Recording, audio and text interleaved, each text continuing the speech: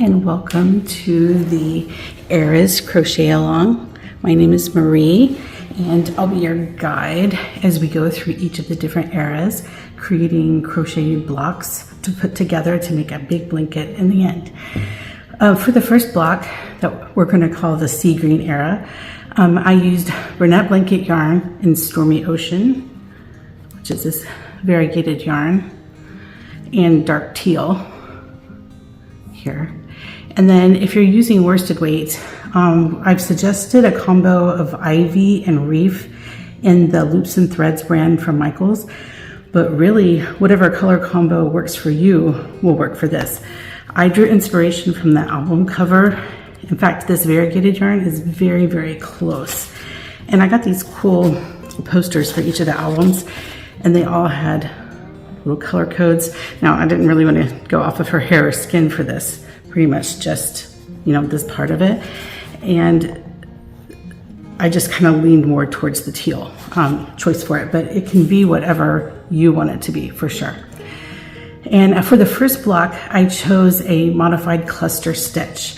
My original inspiration for this block was country, basically, and so I wanted it to look like a country Afghan. And the first thing I thought of was a granny stitch, because who doesn't think about their grandma with a crochet blanket over the couch?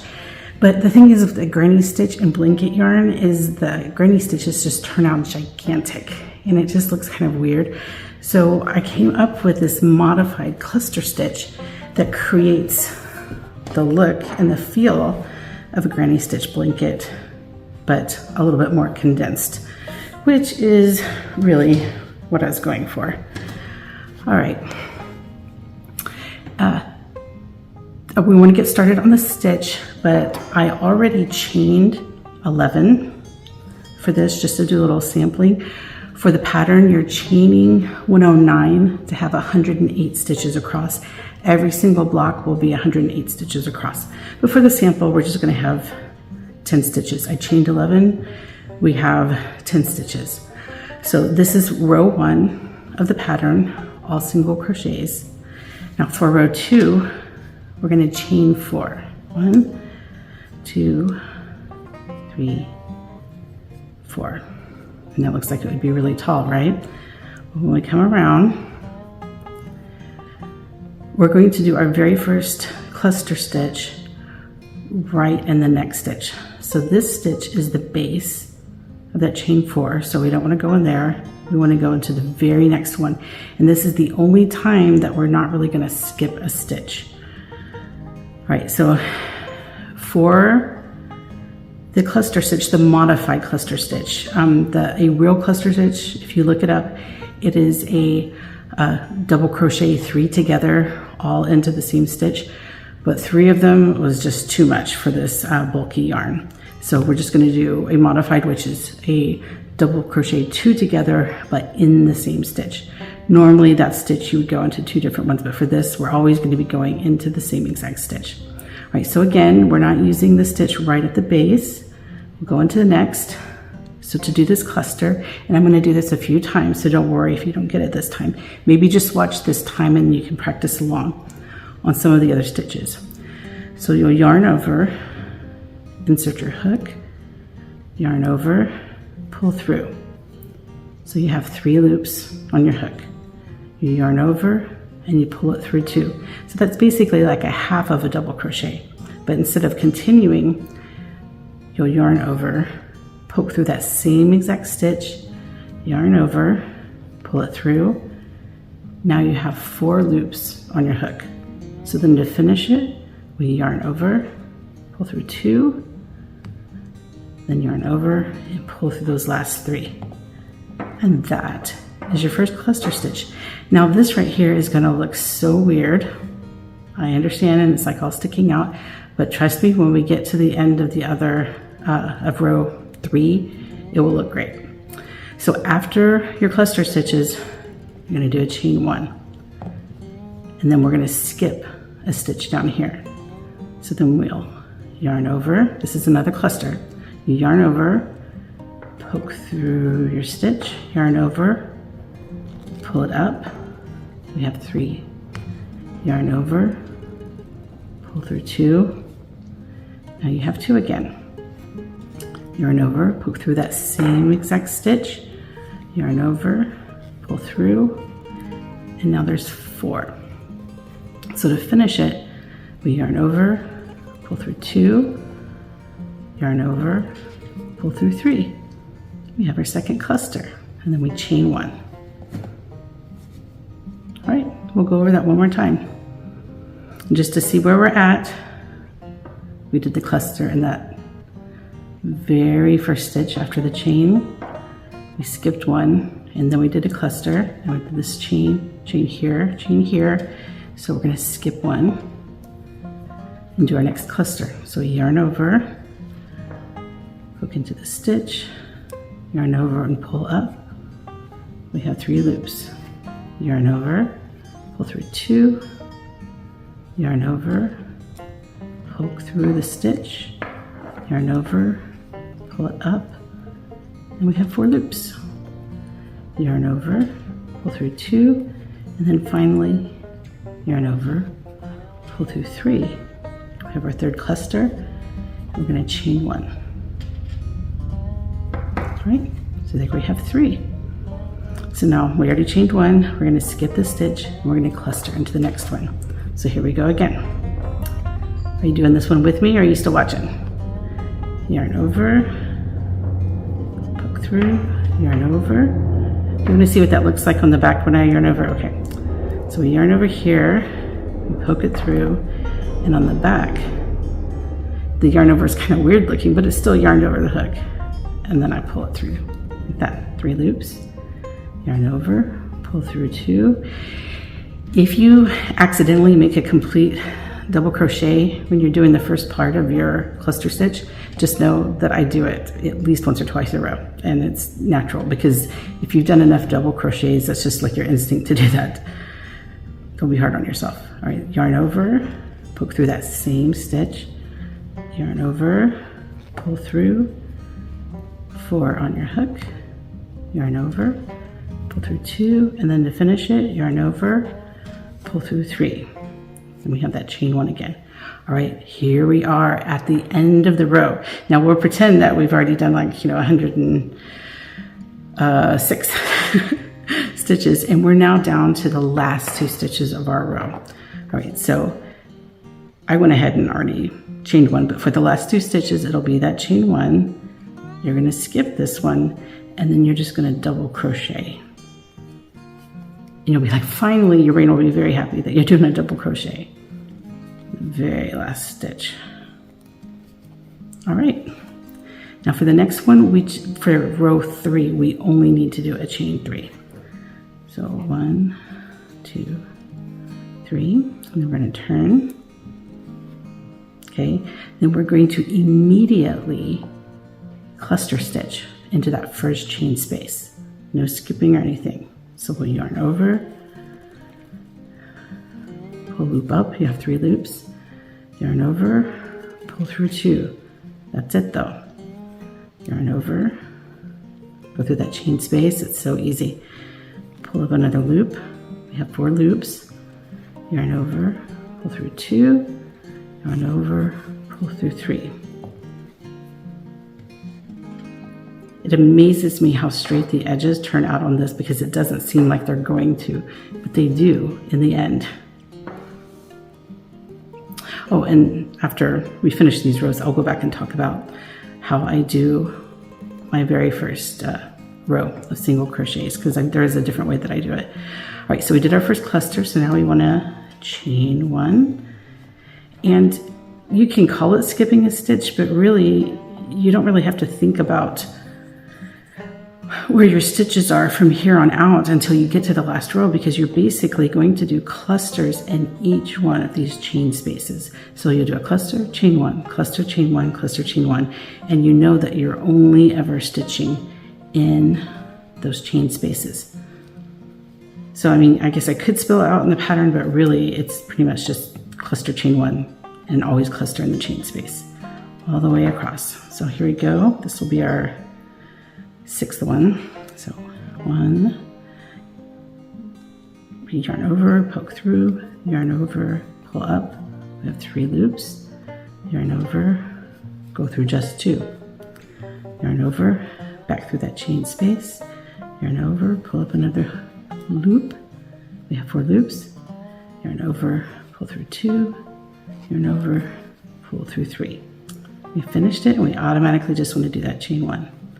Look how nice it looks. And we'll just skip it on over to the next chain space. Yarn over, poke through, yarn over, pull up. You have 3 loops, yarn over, pull through just those 2, yarn over, poke back through there, yarn over, pull up another loop, so you have 4. Then we'll yarn over, pull through 2, and then finally yarn over and pull through those 3. And then we'll finish with that chain 1 to get us ready for the next stitch.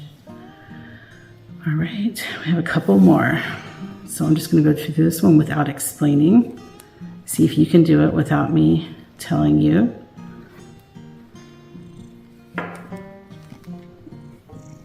And of course, if you still don't have it, just rewind and we'll take you through it again. There's no rule on how many times it should take for you to get it. All right, we'll do our chain 1. All right, so when you get to the very end of row 2, we have that weird little bulging chain 4 there. We're counting that chain, that 4th chain is going to be our chain space. And you'll be amazed at how this straightens out. It's like crochet magic. All right, so here we go with our last cluster. Try to do it close to the right as possible. Again, this is our last part. You go through 2, go through 3. Ta-da! It just straightens it right up. It's really weird how that works. I will say, if you're a very tight crocheter, you may want to go up a hook size when you do your chains at the beginning, but you'll just have to test that out for yourself and see, because you definitely don't want the thing to be, curling. All right, so we're going to pretend for a moment that this is the very last row, right? Because you're going to repeat. So this is 1, 2, 3, 4, 5. I can just show you on here. 1, 2, 3, 4, 5, 6, 7. Okay, so we'll pretend that this is row 7 for a moment. So for this row 7, you're only going to chain 1. Okay, and we'll turn. And you're going to single crochet into that very, very first stitch. So it's the second stitch from the hook. The chain is a stitch, and then this is a stitch. So go straight into there, do our single, and there we go. And it will be nice and square, just like the bottom will. Then you're going to single crochet into that chain space. That's the next stitch. And then into the top, the cluster only has 1 stitch at the top. So we single crochet into that, into the next chain space, to the top of the cluster, into the chain space, and so on, all the way down. There we go. And then that last single crochet is going to be, this is a double crochet. So or is that a chain? I forget, whatever it is. I think that's a chain 3, but you'll have to single crochet right into the top of that. There we go. All right, and so we'll imagine that this is our finished square. So of course you want to, pull a nice little tail, tie it off, cut the yarn, tie it off, weave in both of your ends. You want to weave these in before we do our, we're going to be doing a row around, like a little border for this that is single crochet all the way around. And then you'll see when we get to the end part of it. I don't want to overwhelm you. But for now, what you're going to be doing is collecting these blocks as we go along. And you'll just fold them up nice. You can roll them up and you'll just save them until we get to the end, and then I'll show you how to join them all together. So that's it for the very first block of the Eras Crochet Along.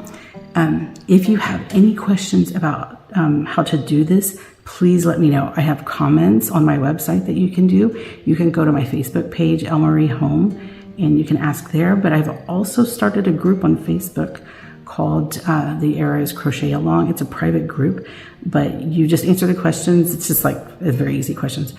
And you'll be in the group and you can post your blocks in there. I would absolutely love to see your blocks. And for instance, I almost forgot, I don't usually use worsted weight yarn, but I had some that happened to be in a green upstairs in my craft room. So I just wanted to show you for comparison's sake. So this is 10, because this gets stretched out some when it has the stitches in it. So this is 10 single crochets of worsted weight, and that's the 10 crochets of blanket yarn. And just to show you what these clusters look like, let me tell you, I was practicing on this and this yarn slides right off of this hook. All right, I just don't use this yarn very often. All right, there we got our chain 4. Let me turn. I just wanted to show you what one of the clusters look like in this, in case you plan on using this yarn. Okay, and of course when you double up your yarn, you just want to make careful that you get it through both strands. And it's going to make your loops on your hook are basically going to be double of what I say in the video. Okay, that's 4. Go through there.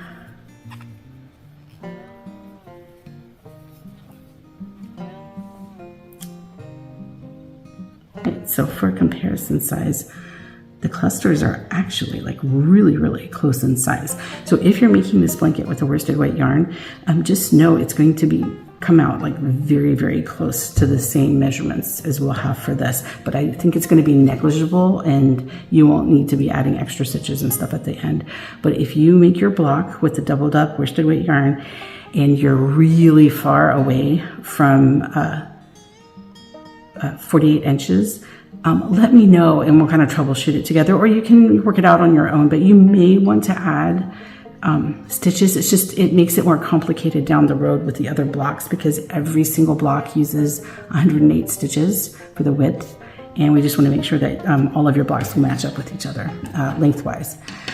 But yeah, that's it for the sea green era. I will see you next time for the golden era. I can't wait to show you guys the stitch and the yarn for that one. Thank you for watching.